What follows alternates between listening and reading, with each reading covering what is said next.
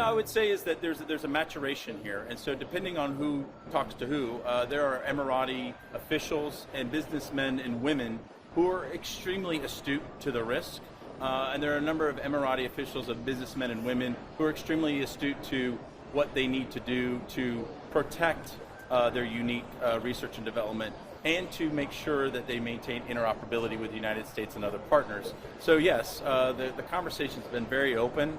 We've been very transparent with our Emirati partners. So nothing's happening right now that wasn't within your purview, without your knowledge. Correct. We want to walk forward together, and we see tremendous opportunity with the Emirates as far as co-development, joint research, co-production.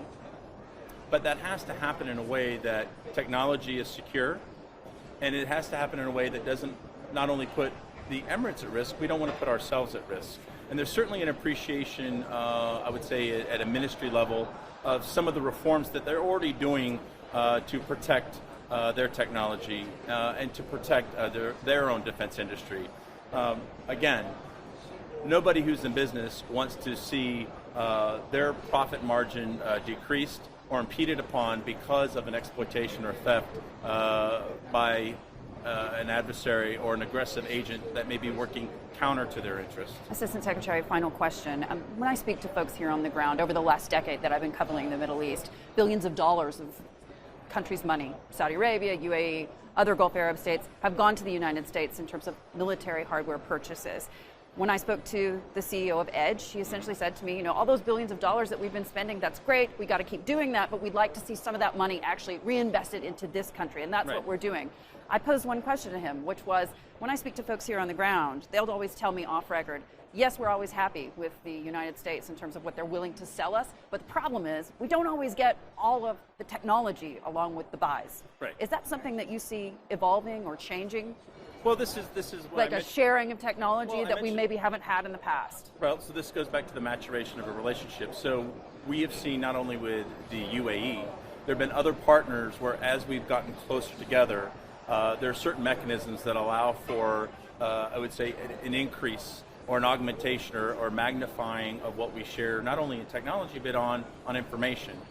We certainly, as we work with partners, as we develop, say, a common intelligence picture or a common operating picture, that begets additional lashing up or what it would say, working together. And that could beget additional sharing.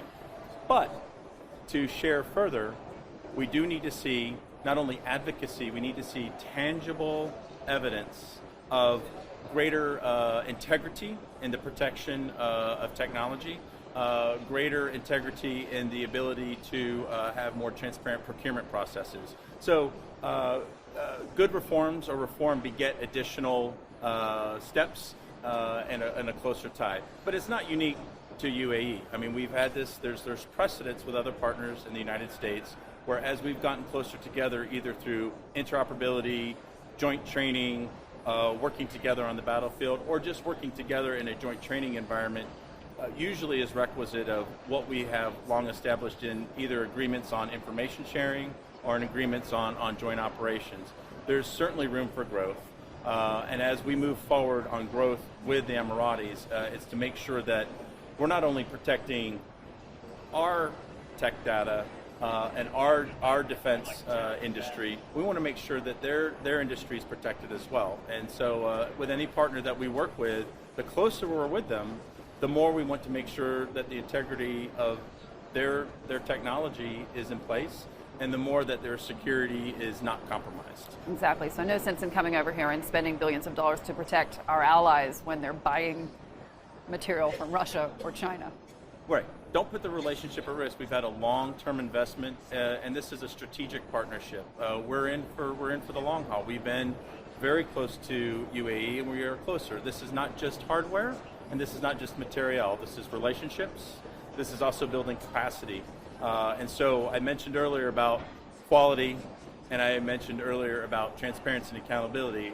It also goes to the long tail of a purchase. It's not just material, it's not just a system, it's not just a capability. It is a relationship, it is sustainment.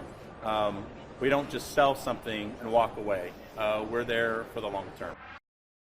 Hey everybody, it's Hadley Gamble from our new CNBC Middle East Bureau in Abu Dhabi. Thanks for stopping by. Now to watch more, you can try one of the videos that just popped up on your screen. And don't forget to subscribe.